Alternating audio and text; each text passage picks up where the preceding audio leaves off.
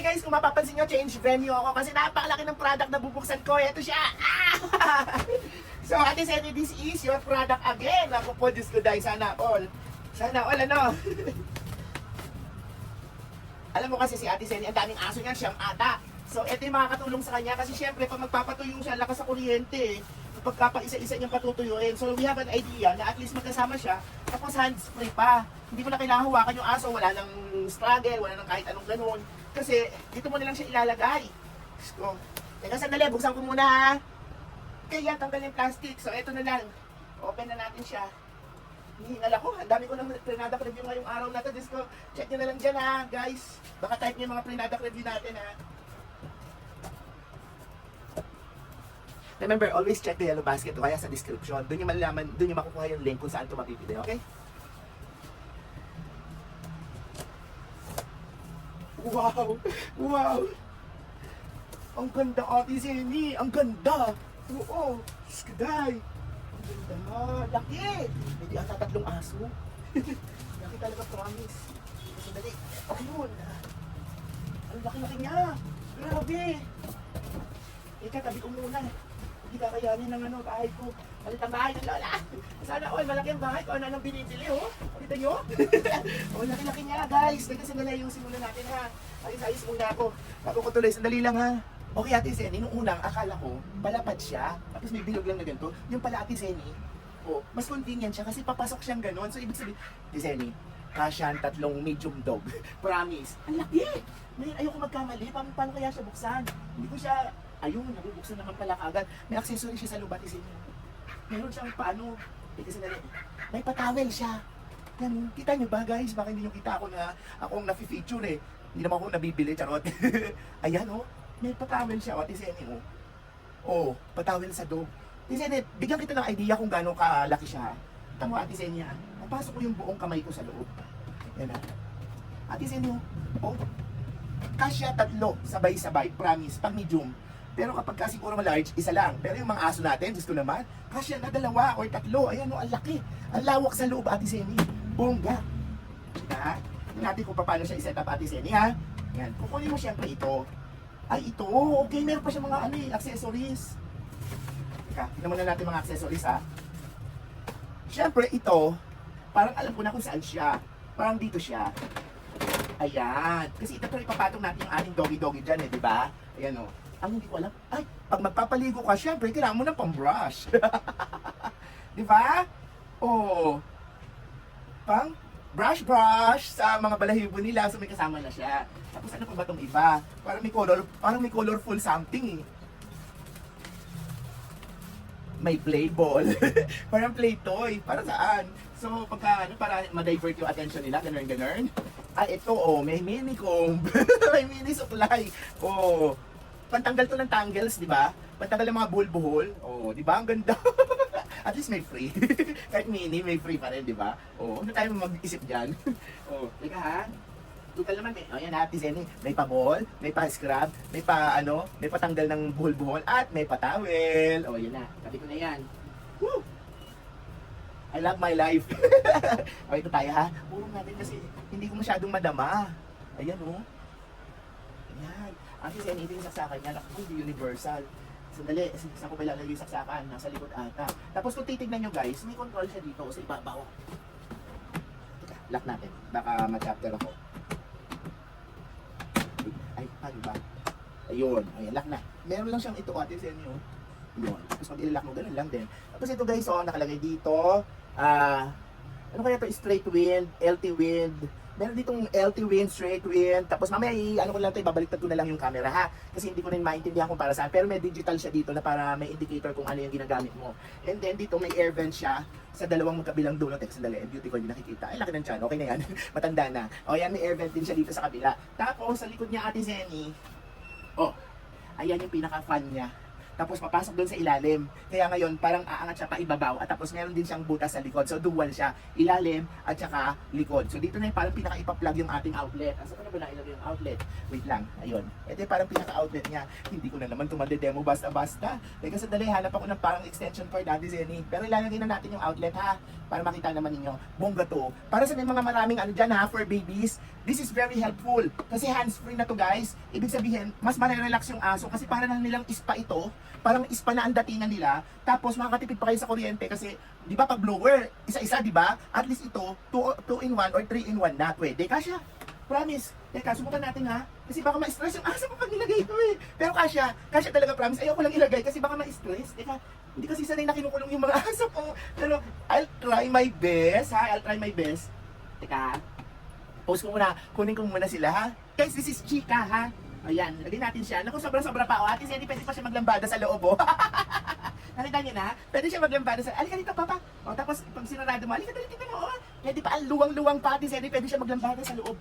Balahibo lang si, si Chika. Pero pwede pa maglambada. Tatlo nga, siya nga, tatlo or dalawang medium size. Ito. Nai-stress kasi siya. Ito si Pipay. Tingnan mo, Ate Zenny, o. Teka. Ito si Pipay. Ito definitely medium size ito. Anak, dali. Ay, kasya pa isa ah. So, dalawang medium size dog, pwede. Kahit siguro 3 small size dog. Yung kagaya ni Hachiko. Teka, nandito si Hachiko ha. Sandali lang. Halika na, anak. Ano, gustuhan na? Hindi ka kailangan. Hindi mo ano yan. Hindi mo bonbon yan. O, demo naman natin si Papa ha. So, ito, small size. Pero, alanganing small, alanganing medium. So, para ma-appreciate nyo lang ha. Oh, baka kalain nila Pipad. Ayan. So, ayan, na-demo ko na sa inyo. Hindi ko maipasok yung dalawa kasi nakapataw siya sa upuan. Pero makikita nyo naman talaga na ang laki-laki pa ng space, guys. So, ayun o, may air vent siya dun sa pinakalooban niya. Teka, pakita ko sa inyo yung air vent niya. Ay. Ayun, nakita nyo? Ayun o, may air vent siya sa ilalim. Kaya nagpo-flow yung hangin dito. Tapos meron siya ditong parang pinaka, ayan o, kung makikita nyo, natatanggal. So, kapag may tubig na dito sa ilalim, i-drain nyo na lang dito. Saan ba yan? Ayan guys, so, i-drain nyo na lang siya dito so hindi na kayo nahihirapan pag naipon na yung mga tubig dun sa pinakailalim. Halimbawa, after ng isa, nagpasok ulit kayo ng dalawa, ganun, at least may ipunan na siya ng tubig. Pero huwag kayo mag-alala, kasi ang laki naman ng area ng tutubigan, malalim-lalim naman. Kasi kung makikita niyo yung paa nito, oh, ang lalim mo, di ba ito yung parang pinakapatungan nila dyan? Yan oh, di ba? So malalim siya, siguro kayang dalawang tabo ng tubig. Na usually naman, dinadry naman muna natin ng konti bago natin ipasok sa mga ganito, di ba? Ngayon tingnan natin kung isaksak natin tapos tingnan natin kung paano siya i-control ha. Okay? Ayoko na masyadong gamitin natin sa yung mga aso ko kasi nai-stress. Kasi hindi naman sila kailangan isyan. Nakakulong kasi, di ba? So, mai-stress siya kasi hindi sanay yung mga aso ko. Pero yung since yung aso mo, palagi ko para lang naman kasi siya, alam niyo yung dog cage. Parang ganun lang siya eh. Kailangan konting sanayin mo lang yung aso, pero mukhang comfortable sa loob at saka very convenient yung space. Okay, sandali, saksak na natin, nabalik na rin ko yung camera. Okay guys, napansin ko, nung sinaksak ko siya, may beep, tumunog siya. So, eto na siya guys, so tingnan nyo. Eto dito makikita, yung nakalagay, degree centigrade. Ano kaya is? O, basta yun na yun. Tapos touch lang siya guys. O, di ba? Touch lang. Tapos, tapos wind. Okay. Eto yung wind. Ano kaya yun? Di ko alam eh. Tapos may pailaw ang lola. Ay, oo, may ilaw. Ayun guys, oh. May ilaw, tingnan nyo ha. Oh, pwedeng maliwanag. Oh, may ilaw siya. Para hindi ma-stress nga naman yung mga alaga natin. Ang galing. Ayan oh. Oh, asan yun? Ay, ayun sa taas. Ayun. Ayun oh. Ayun siya. Tapos, bukod doon, ayan, may timer din siya, syempre. Teka ha. Siguro matatimer mo siya pag ginagamit na quick dry. Ayun oh. Ayun na, gumagana na siya. Ayun na, gumagana na oh. Gumagana na siya. Tapos may on-off pa rin siya dito guys ha, para security syempre. Minsan nakakalimutan natin. Tapos, i-off natin ulit. Ay, ang quick dry niya, ay napaka-gentle guys. Sobrang ungentle-gentle. Tapos pag in-off mo siya, magbibilang pa rin siya oh.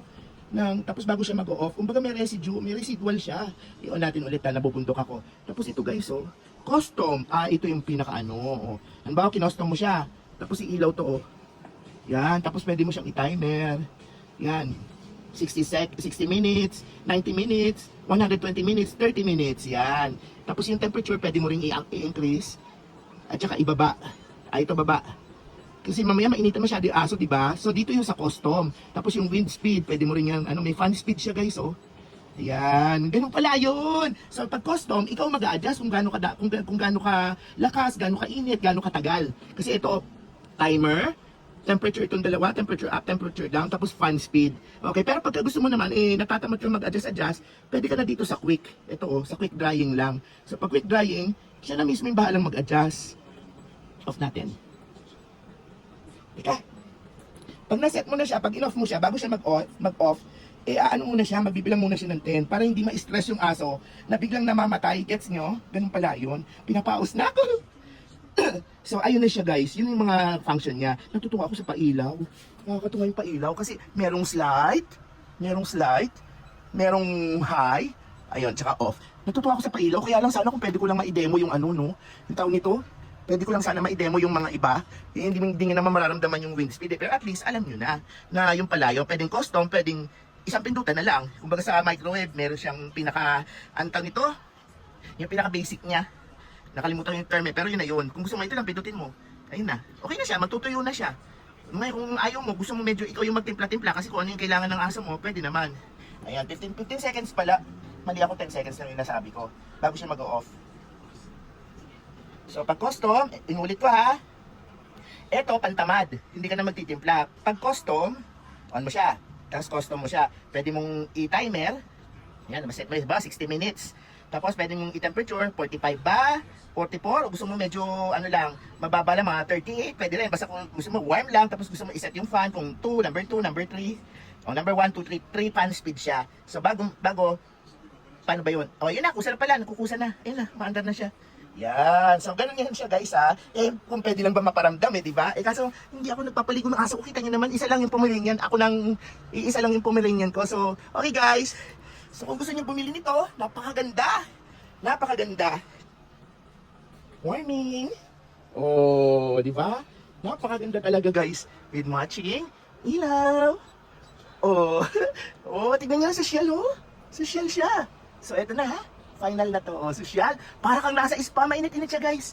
Mainit-init, yan oh. Hindi siya mainit ha. Yung sakto ba yung pampatulog ng aso o yung ganun, yung tipong makakatulog yung aso sa loob. So hindi kayo mag-worry. Very convenient and saka very comfortable lang siya. At parang may filter siya dun sa loob guys kaya lang hindi ko na talaga ma-reach. Teka sandali lang, try ko ha. Kasi tinayo ko siya ha. Kasi parang i-unscrew mo to. Tapos guys, parang ito yung parang pinaka-filter niya oh. Para may filter siya para yung mga balahibo siguro dito mapupunta. Ang galing. Oh, ayan yung pinaka-loob niya.